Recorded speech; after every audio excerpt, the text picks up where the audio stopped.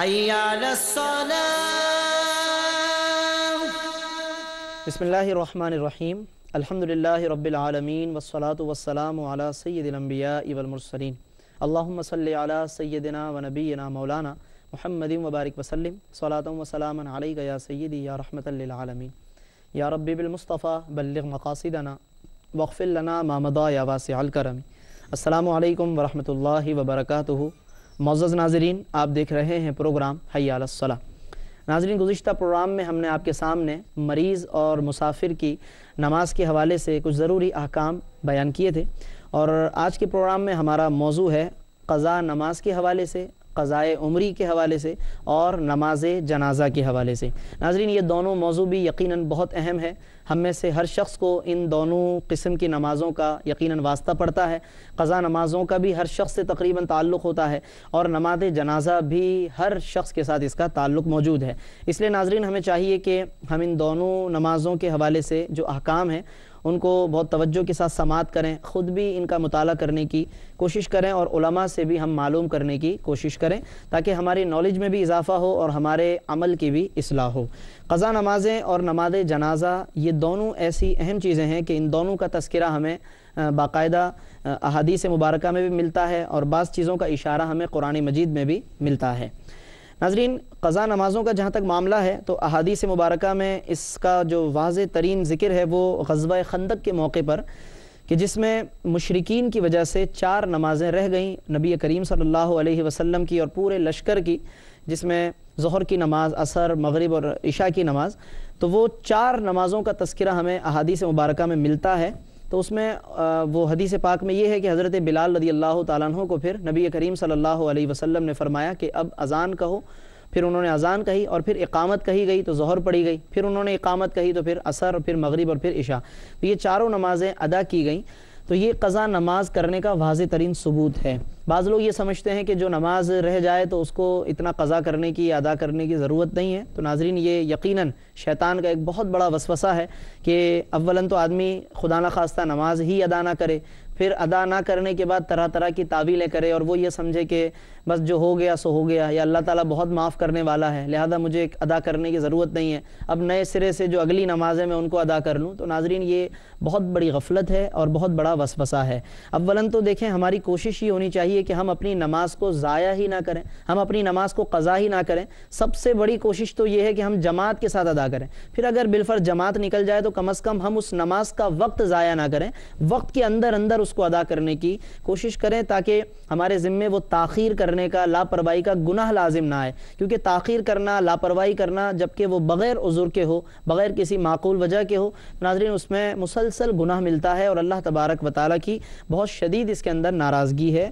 اور باقاعدہ نبی کریم صلی اللہ تعالیٰ علیہ وسلم نے جو احادیث بیان فرمائی ہیں قضاء نماز کے حوالے سے، تو ان میں تو اس کی تاکید فرمائی ہے کہ آدمی اس کو ادا کر لے. یہاں تک فرمایا کہ جو آدمی من نام عن صلاۃ، نماز سے سو جائے، یعنی کہ نیند آ گئی اور نماز نہیں پڑھ سکا یا بھول گیا، تو فرمایا کہ جیسے ہی اسے یاد آ جائے تو اسے پڑھ لے کہ وہی اس کا وقت اور ٹائم ہے. یعنی اگر مکروہ وقت نہیں ہے اور اس کو فوراً یاد آیا کہ فلاں نماز رہ گئی تھی تو اسی ٹائم اس کو ادا کر لے. اس قدر اہمیت بیان فرمائی ہے نبی کریم صلی اللہ تعالیٰ علیہ وسلم نے. تو ناظرین، سب سے پہلی بات تو یہ کہ ہمیں نماز قضا ہی نہیں کرنی چاہیے. بالفرض ہو گئی ہے تو ہمیں اس پہ سب سے پہلے اللہ کی بارگاہ میں توبہ کرنی چاہیے. توبہ کا مطلب یہ کہ ہمیں شرمندگی ہونی چاہیے، پھر اللہ تبارک و تعالیٰ سے معافی مانگنی چاہیے، اور پھر اصل معافی یہ ہے کہ ہم اللہ تبارک و تعالیٰ سے بخشش طلب کرنے کے ساتھ ساتھ اس نماز کو پھر ادا کریں جو ہماری نماز رہ گئی ہے. بعض لوگ صرف توبہ ہی کرتے رہتے ہیں، اللہ تعالیٰ سے معافی مانگتے رہتے ہیں اور نماز ادا نہیں کرتے. تو یہ سمجھ لیں کہ سچی توبہ نہیں ہے، یہ جھوٹی توبہ کہلاتی ہے. حضرت علی رضی اللہ تعالیٰ عنہ نے ایک شخص کو اسی طرح توبہ کرتے ہوئے دیکھا تو فرمایا کہ یہ جھوٹے لوگوں کی توبہ ہے. اس نے عرض کیا کہ حضور سچے لوگوں کی توبہ کیا ہے؟ تو فرمایا کہ سچے لوگوں کی توبہ یہ ہے کہ تمہارے اندر پہلے ندامت ہونی چاہیے، شرمندگی ہونی چاہیے، پھر جو کچھ تم نے ضائع کیا ہے اس کو ریکور کرو، ریکور کرنے کے بعد پھر آئندہ عہد کرو کہ میں اس چیز کا بھرپور اہتمام رکھوں گا. حضرت علی فرماتے ہیں کہ یہ سچے لوگوں کی توبہ ہے. تو اس لیے سچی توبہ کرنا ضروری ہے. قضا نمازیں جو ہو چکی ہیں، اور پھر اب آئندہ کی زندگی میں ہم جو نمازیں آ رہی ہیں ان کو تو اپنے ٹائم پر ہم ادا کریں، اور جتنی رہ گئی ہیں ان کو پھر ہم ادا کرنے کی کوشش کریں، اس کا باقاعدہ آغاز کریں. یاد رکھیے کہ قضا نمازوں کے لیے کوئی ایسا مشکل طریقہ نہیں ہے. کوئی اس میں ٹپیکل باتیں نہیں ہیں کہ جس کی وجہ سے ہم پریشان ہو جائیں۔ بعض لوگ بہت پریشانی میں رہتے ہیں کہ نہ جانے یہ کس طریقے سے ادا کی جائیں گی، یا کوئی اس میں بہت پیچیدگیاں ہیں۔ ایسا نہیں ہے، یہ بھی شیطانی وسوسے ہیں کہ ہم پیچیدگیاں اپنے ذہن میں فرض کر لیتے ہیں اور اس کے بعد پھر ہم نماز سے مسلسل کتراتے رہتے ہیں، یا جو ہم نے نمازیں ترک کر دی ہیں، چھوڑ دی ہیں، اس کو پھر مسلسل مزید غفلت کا شکار رہتے ہیں۔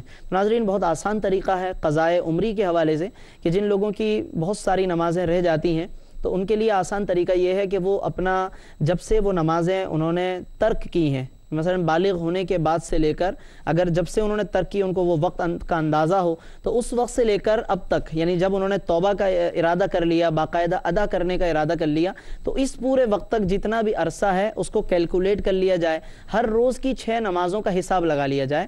6 نمازیں اس طرح کے فجر، ظہر، عصر، مغرب، عشاء اور وتر کی نماز، تو ہر روز کی 6 نمازوں کو پورے سال کے حساب سے یا جتنے بھی سال ہیں ان کے حساب سے کیلکولیٹ کر لیا جائے، اور اس کے بعد پھر اس کی ادائیگی کا طریقہ ادائیگی کو شروع کیا جائے، اور اس کے لیے کوئی وقت کی پابندی نہیں ہے۔ ایک آدمی کو اگر عشاء کی نماز کے بعد ٹائم ملتا ہے کہ وہ بہت ساری قضائیں پڑھ سکتا ہے تو عشاء کے بعد شروع کر لیں، کسی کو ظہر سے عصر کے درمیان ٹائم مل جاتا ہے تو وہ ظہر سے عصر میں پڑھ لے، کسی کو صبح میں ٹائم مل جاتا ہے 9، 10 بجے، 11 بجے، وہ اس ٹائم پڑھ لے۔ اس میں وقت کی کوئی پابندی نہیں ہے، البتہ صرف اتنی بات ضروری ہے کہ 3 مکروہ اوقات جو بتائے گئے ہیں وہ مکروہ اوقات میں ادا نہ کرے وہ آدمی، کیونکہ مکروہ اوقات میں کوئی سی بھی نماز جائز نہیں ہے۔ 3 بڑے مکروہ اوقات میں، ایک تو اس وقت کہ جب سورج طلوع ہو رہا ہو صبح، وہ 20 منٹ کا وقت ہوتا ہے، اور اس کے علاوہ ایک وہ وقت ہوتا ہے کہ جب سورج بالکل نصف النہار پر ہوتا ہے، جس کو آج عرف میں ہمارے زوال کا وقت کہہ دیا جاتا ہے، ایک وہ وقت ہوتا ہے، اور وہ کچھ زیادہ ہوتا ہے، تقریباً 35 منٹ 40 منٹ ہوتے ہیں،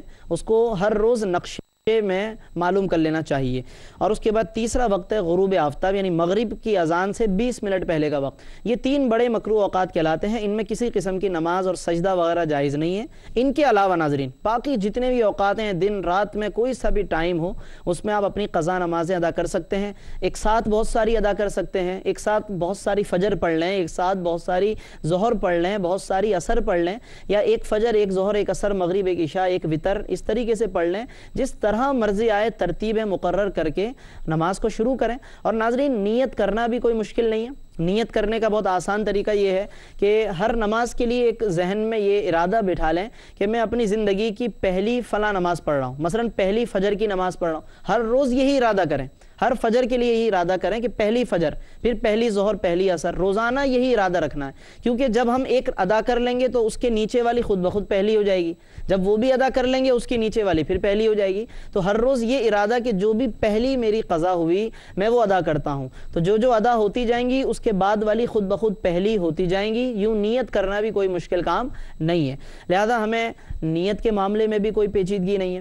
ادا کرنے کے لیے کوئی ٹائم کا بھی کوئی اس میں کوئی پیچیدہ معاملہ نہیں ہے، کوئی مشکل مسئلہ نہیں ہے، صرف ضرورت اس بات کی ہے کہ ہم اپنے طور پہ تیار ہو جائیں، ایک دفعہ طے کر لیں، اللہ تبارک و تعالیٰ کے ساتھ عہد کر لیں کہ انشاءاللہ ہم نے یہ کام کرنا ہے۔ ہم دنیا کے بہت سارے کاموں کے بارے میں جب طے کر لیتے ہیں تو ہم کوشش کرتے ہیں کہ اس کو پورا کریں، تو یہ ہمارا وہ قرض ہے کہ جو اللہ تبارک و تعالیٰ کی طرف سے ہے، اور ہم اللہ کی بارگاہ میں جواب دہ ہیں، لیکن ہم عموماً اس کے بارے میں غور نہیں کرتے کہ ہمیں اپنی قضا نمازیں بھی ادا کرنی ہیں، اور پھر اچانک آدمی بہت بیمار ہو جاتا ہے، تکلیفوں میں آ جاتا ہے، تو اسے پھر مزید نمازیں اس کی رہ جاتی ہیں۔ اس طریقے سے لوگ پھر کرائسس میں آ جاتے ہیں، ٹینشن میں آ جاتے ہیں، خدا نہ خواستہ انتقال کر جاتے ہیں، تو ظاہر ہے جب انتقال ہو گیا تو پھر تو سب کچھ ہی ختم ہو گیا۔ تو کیوں نہ ہم پہلے سے اس کے لیے متوجہ ہو جائیں۔ خواتین کی نمازیں عموماً قضا ہو جاتی ہیں، گھر کی مصروفیات، بچوں کی مصروفیات، مردوں کی نمازیں قضا ہو جاتی ہیں، آفس کے معاملات ہیں، جاب کے معاملات ہیں، سفر کرنا ہے، تو نماز کے حوالے سے بہت سارے لوگ سیریس نظر نہیں آتے ہیں،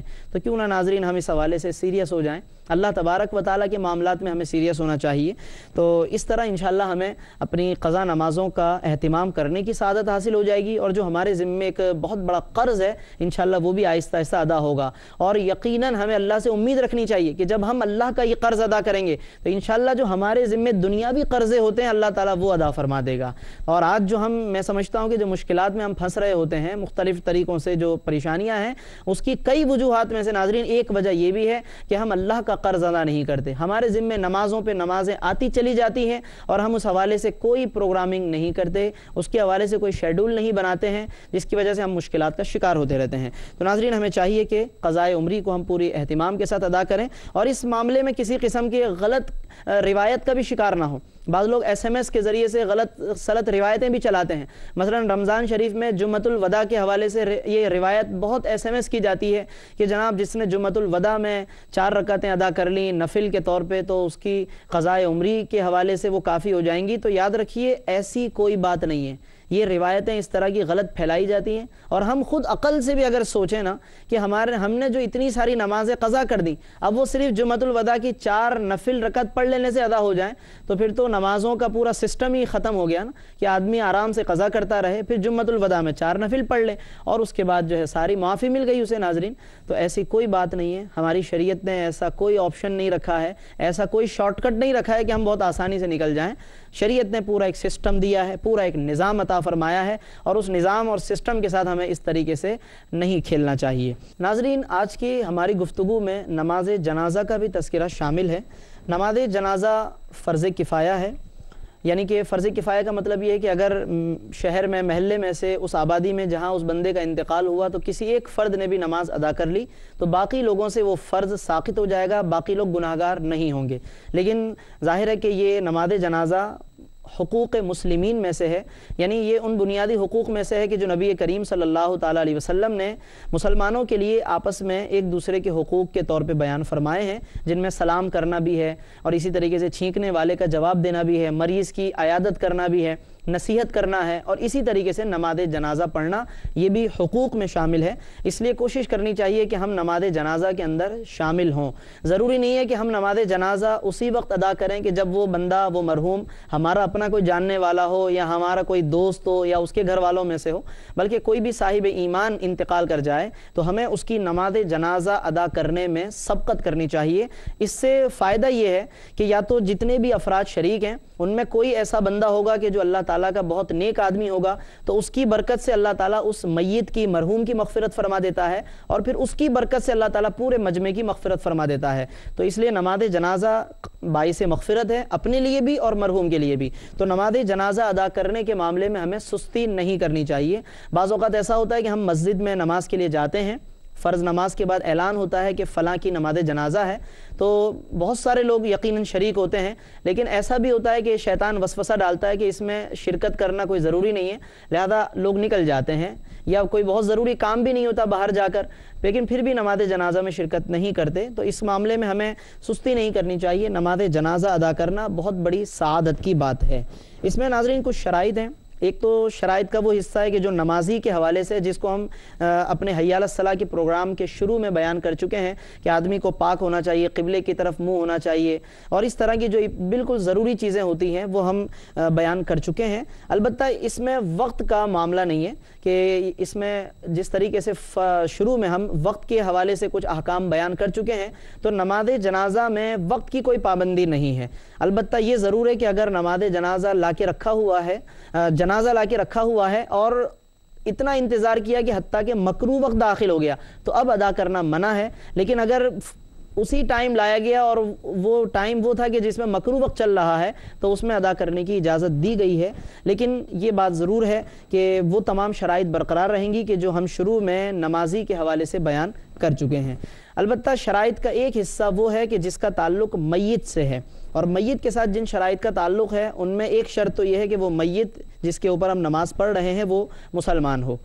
مسلمان ہونے میں پھر یہ ہے کہ اگرچہ وہ کتنا ہی گناہگار ہو بہرحال اس کی نماز جنازہ ادا کی جائے گی۔ مثال کے طور پہ وہ ایسا مسلمان تھا کہ بالکل کبھی اس نے نماز ہی نہیں پڑھی، بے نمازی تھا، یا فرض کیجئے خودکشی کر کے وہ مرا ہے، تو یاد رکھیے کہ نماز جنازہ بہرحال ادا کی جائے گی مسلمان کی، بس ایمان ثابت ہونا شرط ہے۔ اگر خدا نہ خواستہ اس کا ایمان ضائع ہو گیا تھا کسی بھی خرابی کی وجہ سے، اور جو پڑھنے والے ہیں انہیں پتہ ہے یا ان میں سے جس کو پتہ ہے کہ اس کا ایمان خدا نہ خواستہ ضائع ہو چکا تھا، تو اس کی نماز جنازہ نہیں پڑھی جائے گی۔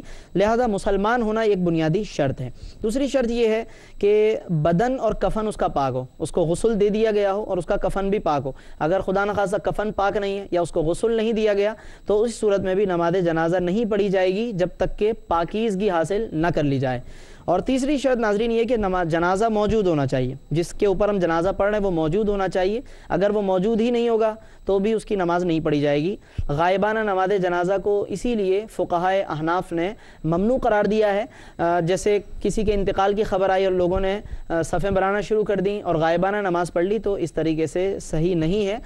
روایتوں میں جو ہمیں بعض ایسی مثالیں ملتی ہیں کہ نبی کریم صلی اللہ علیہ وسلم نے کسی کی نماز جنازہ ادا فرمائی اور سامنے بظاہر جنازہ نہیں تھا، تو یاد رکھیے کہ تقریباً ان تمام روایتوں میں یہ بات موجود ہے کہ اس میں نبی صلی اللہ علیہ وسلم پر وہ جنازہ ظاہر کر دیا گیا. صحابہ نے بھی یہی بیان کیا کہ ہم نے یہی گمان رکھا کہ ہمارے سامنے جنازہ موجود ہے، اور حضور علیہ السلام کے حوالے سے بھی یہی ہے کہ پردے اٹھا دیے گئے اور جنازہ سامنے گویا کہ موجود رہا، اور پھر آپ صلی اللہ علیہ وسلم نے نماز ادا فرمائی. اسی طریقے سے ناظرین جنازے کا آگے قبلے کی طرف ہونا ضروری ہے. پیچھے اگر جنازہ رکھ دیا گیا لوگ آگے کھڑے ہوں تو بھی نماز ادا نہیں ہوگی.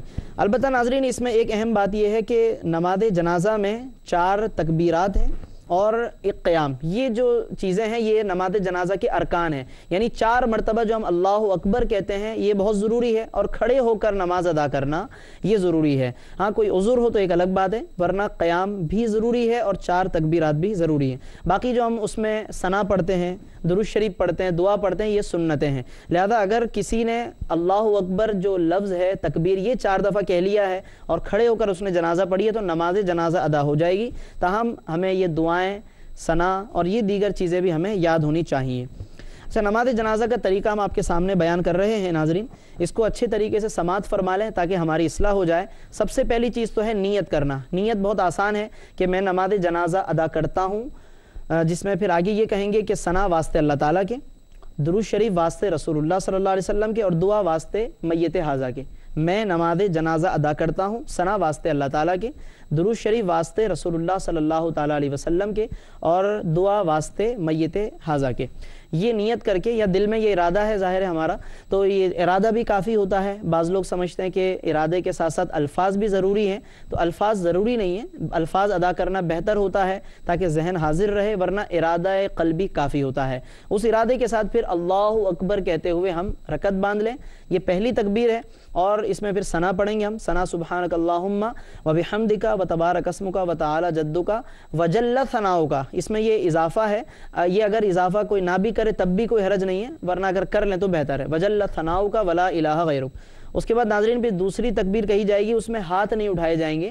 پھر اللہ اکبر کہیں گے ہم زبان سے، اور پھر اس میں درود شریف پڑھیں گے، درود ابراہیمی، جو پہلے بھی ہم آپ کو اسکرین پر دکھا چکے ہیں.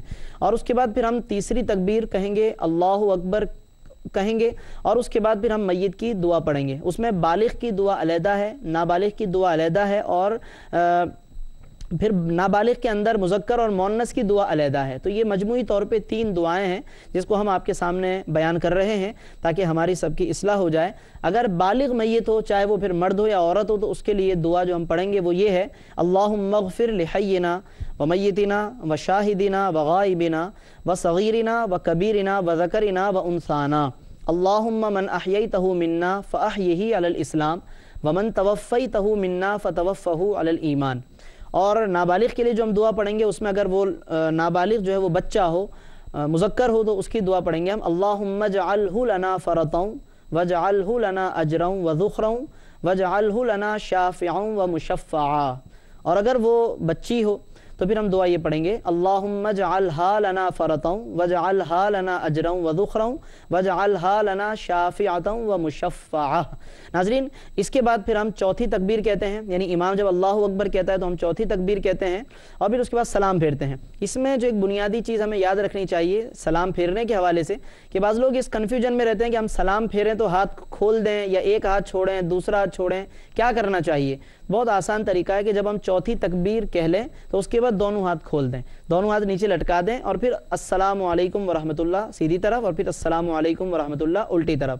اور اس کے بعد پھر صفوں کو توڑ دینا بہتر ہے، اور پھر میت کے حق میں دعا کریں. اور یہ دعا کرنا بھی سنت سے ثابت ہے. نبی کریم صلی اللہ تعالیٰ علیہ وسلم کی ایک واضح حدیث ہے ابو داؤد شریف میں، حضرت سیدنا ابو ہریرہ رضی اللہ تعالیٰ عنہ اس حدیث کے راوی ہیں. فرمائے کہ اذا صلیتم علی المیت، جب تم میت پر نماز پڑھ چکو، فاخلصوا له الدعاء، تو خلوص دل سے اس کے لیے دعا کرو. تو پھر خلوص دل کے ساتھ کوشش کرنی چاہیے کہ ہم میت کے لیے دعا کریں.